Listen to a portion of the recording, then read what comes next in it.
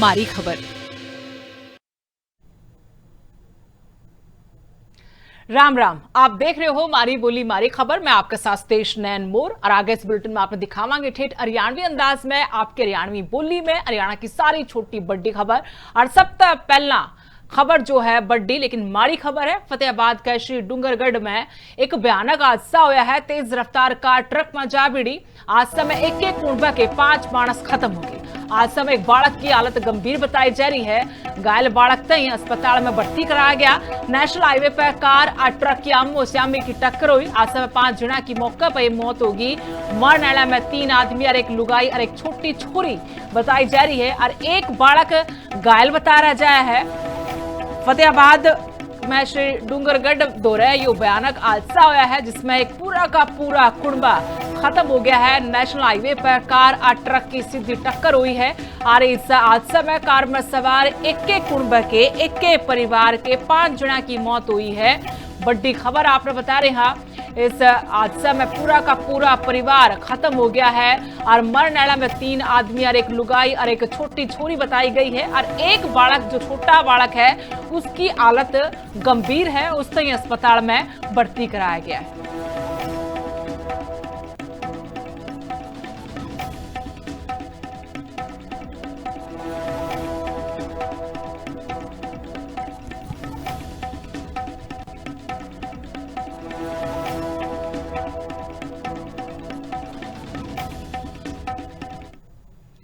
और बल्लभगढ़ में कालजा चीर देने वाला सड़क हादसा हुआ है। जम्मू कश्मीर में 3 गाभरू छोरिया की मौत होगी। 5 भाइयों का सैर सपाटा मातम में बदल गया। नगरोटा का दौरा कार और बस की भयंकर भिड़ंत हुई है। जम्मू श्रीनगर हाईवे पर खौफनाक हादसा हुआ है। तेज रफ्तार हादसा की असली जड़ बनी है। 2 छोरे दीपक और कुलदीप गंभीर घायल हुए हैं। तो एक के बाद एक घने बड़े हादसे हुए हैं। कई जना की जान गई है। जिस तरह की पहला बताया कि फतेहाबाद में भी पूरा का पूरा कुर्बा खत्म हो गया सड़क हादसे में। और इसके पाछे बल्लभगढ़ तय खबर आपने बता रहे हैं। जम्मू कश्मीर हाईवे पर बड़ा हादसा जिसमें बल्लभगढ़ के छोरिया की मौत हुई है।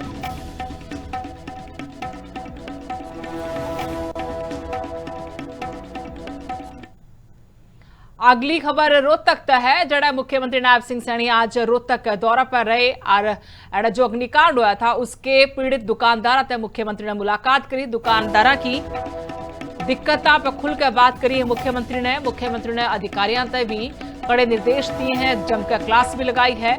आग तक जितना नुकसान हुआ है उसका हिसाब किताब लगाने के आदेश अधिकारियों को दिए गए हैं। डीसी ने झटपट कमेटी बनाकर नुकसान जांचना कहा गया है। सीएम ने पीड़ित परिवार खातिर मदद का पिटारा भी खोला है। मरनाड़ा के घरकिया ने 10-10 लाख रुपए दिए जाएंगे और जो घायल हुए हैं उन तई 2 लाख की मदद का ऐलान किया गया है। पीड़ित दुकानदार ने जल्दी मदद देने पर सरकार का जोर से प्रशासन ने रात का काम खेचने के निर्देश दिए हैं कि जितना हो सके उतने तोड़े इन तई आर्थिक मदद पहुंचाई जाए। अचानक आगजनी वो हुई है और वो आगजनी एक शॉर्ट सर्किट एसी के कारण से एसी का कोई शॉर्ट सर्किट हुआ है। अब उसके कारण से आग लगी तो तुरंत आग भयानक तरीके से फैल गई है। इस भयानक आगजनी के अंदर हमारे 3 लोग चले गए हैं, अमन जी, रोहित जी और कपिल कुमार जी। ये 3 लोग इस आगजनी में फंसे हैं। काफी नुकसान दुकान का हुआ है। ये हमारे यहाँ जो लोगों के शोरूम थे और जो लोगों ने इस आगजनी में जान गंवाई है, परमपिता परमात्मा से मैं प्रार्थना करता हूँ कि उनको अपने श्री चरणों में स्थान दे। और जो नुकसान यहाँ हुआ है, देखिए सरकार कुछ सहयोग उसमें कर सकती है, परंतु जो नुकसान हुआ है उस नुकसान की भरपाई करना वो बड़ा मुश्किल है, क्योंकि जान का नुकसान हो गया है। जान की भरपाई नहीं हो सकती। ये बड़ा दुर्भाग्यपूर्ण है।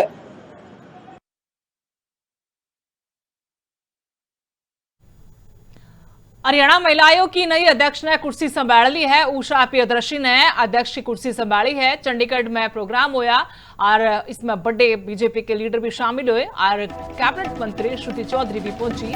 पुराने बीजेपी के अध्यक्ष मोहनलाल बड़ौली भी इस मौके पर मौजूद रहे। कालका की विधायक शक्ति शर्मा भी बधाई देने खातिर पहुंची। कैबिनेट मंत्री रणबीर गंगवा ने भी बधाई दी है। कहा कि लुगाइया ने आगे बढ़ाने खातिर कति कमर कस के काम करना है।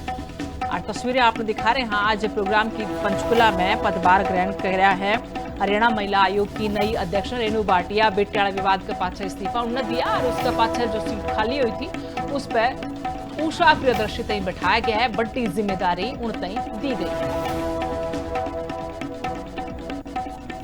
जिम्मेदारी दी गई है उषा जी को और मैं उनको शुभकामनाएं देती हूँ।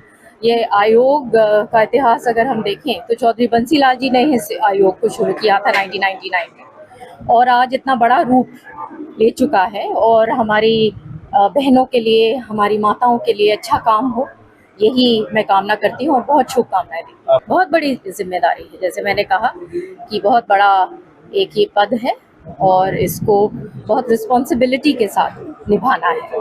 बिल्कुल उन्होंने काम किया है और अब आगे जो दायित्व मिला है उषा जी को।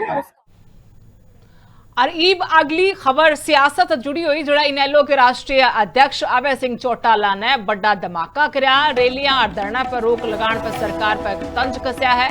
क्या कि सितंबर ताई प्रदर्शन और धरना पर पाबंदी लगा दी है। राजा महाराजा वर्गा फैसला लिया गया है।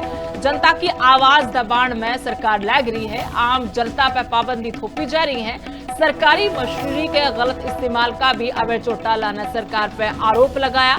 क्या कि प्रशासनिक तंत्र का गलत इस्तेमाल होने लग रहा है। इस कहानी किसी का ध्यान नहीं है, जबकि राजा महाराजा की तरह जनता पर पाबंदी थोपी जा रही है। नया जो फरमान जारी किया गया है उसमें लिख दिया कि सितंबर के महीने तक प्रदेश में कहीं कोई रैली नहीं कर सकेगा, कहीं कोई प्रदर्शन नहीं हो सकता, कहीं कोई धरना नहीं दिया जा सकता और उसके साथ साथ अनेक तरह की पाबंदियां लगाने का काम किया। ये जो फैसले हैं ये राजे महाराजाओं के वक्त में लिया जाते थे। प्रजातंत्र का मतलब ये नहीं है कि आप आम लोगों के ऊपर तो हर चीज को थोप दो और स्वयं जो है उसकी उल्लंघना करने का काम करो। आज हरियाणा प्रदेश में कई जगह पे धरने चल रहे हैं। उन लोगों की बात सुनने की बजाय इस किस्म के आदेश पारित किए जा रहे हैं। चैनत गांव में पिछले 1 महीने के करीब समय हो गया, पीने के पानी की बहुत बड़ी किल्लत है और लोग पीने के पानी को लेकर के चैनत गांव के किसान से बिना पूछे बिना सरकार ने उनकी जमीन खोद दी और उसके अंदर एक पाइपलाइन डाल दी। आम आदमी पे तो पाबंदियां लगा दी, प्रदर्शन नहीं कर सकते, धरने नहीं दे सकते, जलसे नहीं कर सकते। और इनके मंत्री जो हैं हरियाणा में तो कोई बुलाता नहीं बेचारों को, क्योंकि किसी का विश्वास भरोसा ही नहीं है कि मंत्री भी कुछ कर सकते हैं क्या। ये तो हाँ तो भराएंगे लेकिन वो काम कभी आज तक किसी का सिरे नहीं चढ़ा, इसलिए यहां इनको कोई बुलाता नहीं। आजकल सारा दिन काफलों के साथ पंजाब में घूम रहे हैं। ये सारे हरियाणा सरकार के मंत्री जो हैं पंजाब के अंदर जाकर के और लोगों से मिलते हैं, अपने रिश्तेदारियों में जाते हैं। सरकारी मशीनरी का जचा के दुरुपयोग हो रहा है। अगर इस तरह की पाबंदी आम आदमी पे आप लगा रहे हो तो फिर अपने मंत्रियों पे क्यों नहीं, उन पे भी होनी चाहिए कि नहीं होनी चाहिए। और एक कैबिनेट मंत्री अनिल विज ने भी तगड़ा बयान दिया है। अमेरिका ईरान की जंग पर अनिल विज का यह बयान सामने आया है कि लड़ाई बढ़ाई की जगह राजीनामा पर इलाज बढ़िया है। इसी तरह का इलाज होना चाहिए और यह लड़ाई रुक जानी चाहिए। राजीनामा होया तो भारत में मोटा फायदा होगा। भारत का 25 से 30% तेल एड़े तावस है। जंग छिड़ी तो तेल की सप्लाई रुकने का डर है। हरियाणा में SIR की कार्रवाई पर भी बोले गया कि साफ सुथरी वोटर लिस्ट खातर यो कदम बिल्कुल जरूरी था। सही वोटर लिस्ट तय लोकतंत्र मजबूत होगा।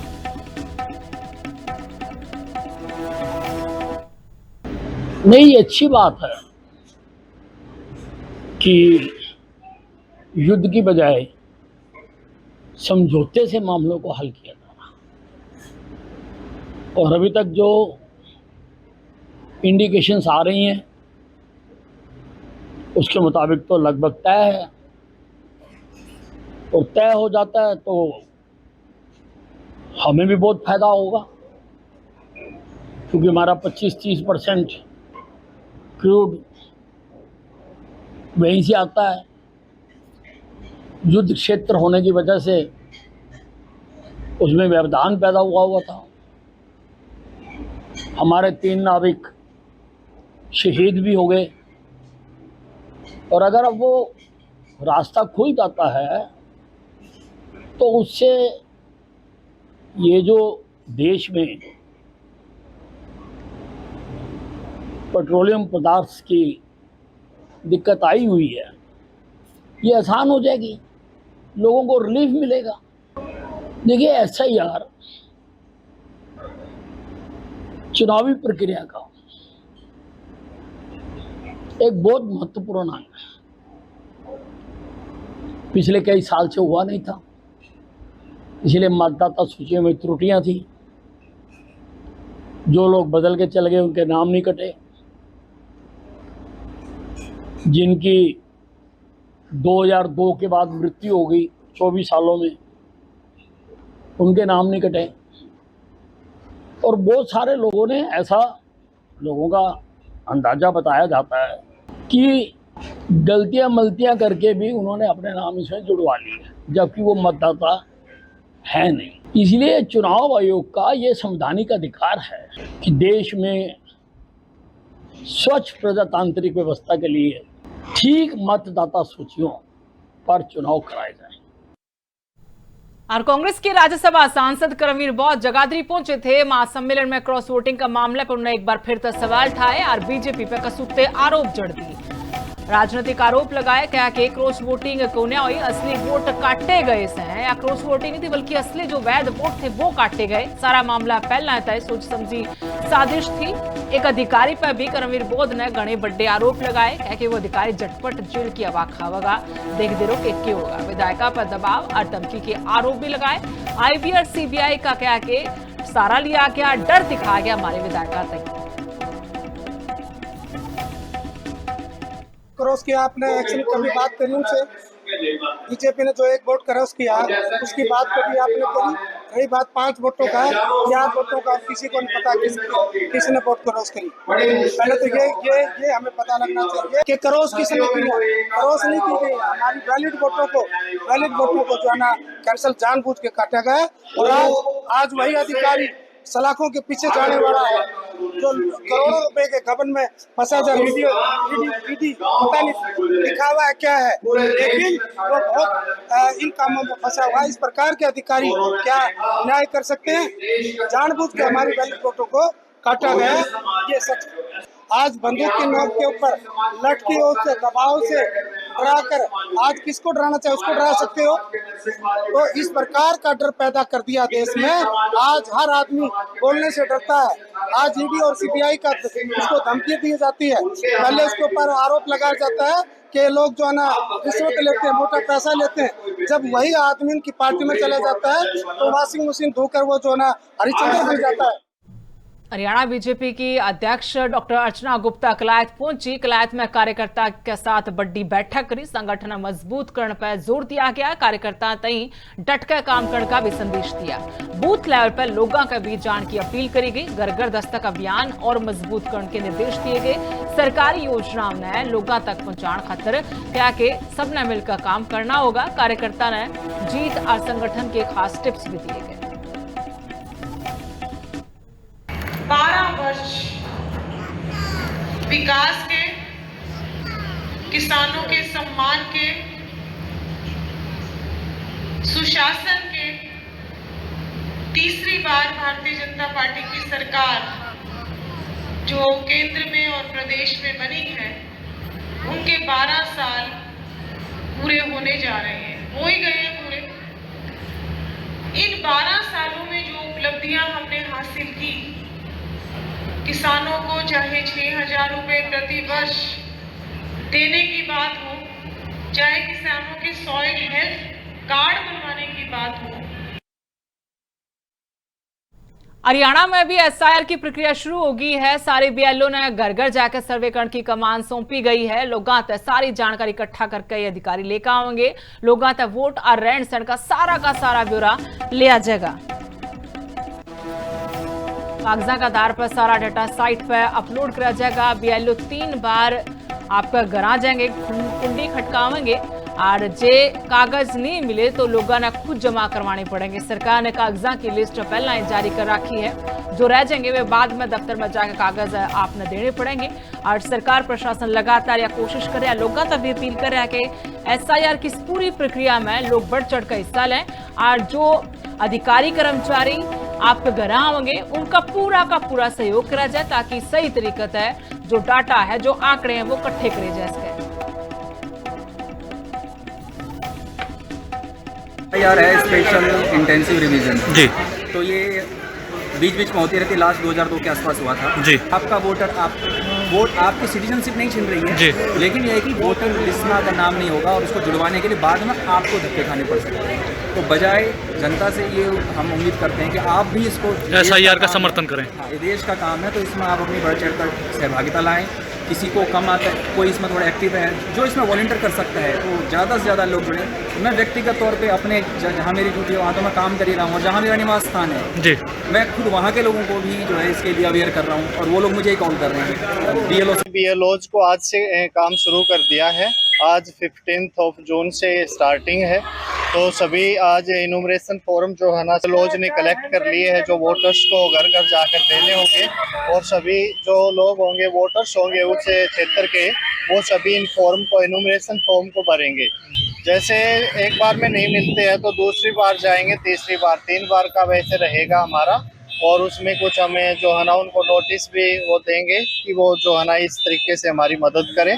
और इसके साथ में कुछ हमारी बीएलएज की ड्यूटी लगाई गई है जो वहाँ के कुछ पार्टीज से होंगे, कोई कांग्रेस का है, बीजेपी का है, जो हमारे हेल्प करेंगे। किसी वोटर से फॉर्म भरते समय गलती हो जाए और कुछ तो वो जो है ना बाद में उसका निपटारा किया जाएगा।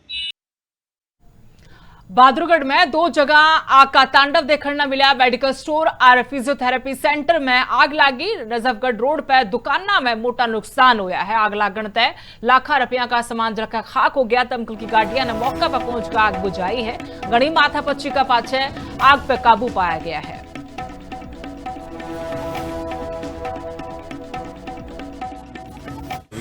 एक रेस्क्यू कॉल थी जिसमें एक गाय का बछड़ा गिरा हुआ था जो नाले में था, उसको भी निकाल दिया था। और रात को एक बालोर गांव में हुई जो टेंट की दुकान में लगी थी वो भी काफ़ी देर आग चली। और एक सुबह यहाँ नजफगढ़ रोड पे मेडिकल स्टोर है उसमें आग लगी और उसके साथ में कोई थेरेपी वाले भी है उसमें आग लगी और उनको तुरंत प्रभाव से बुझा दिया गया है। बाहर से जब गाड़ी बुलाते हैं जब ज़्यादा आग नहीं होती, कोई इंडस्ट्रीज में या ज़्यादा आग होती है तब बुलाई जाती है। तो कैसे लगी आग? इसमें दोनों में शॉर्ट सर्किट बता रहे हैं। और इस खबर के साथ में मारी बोली मारी खबर में आज इतना ही। राम राम।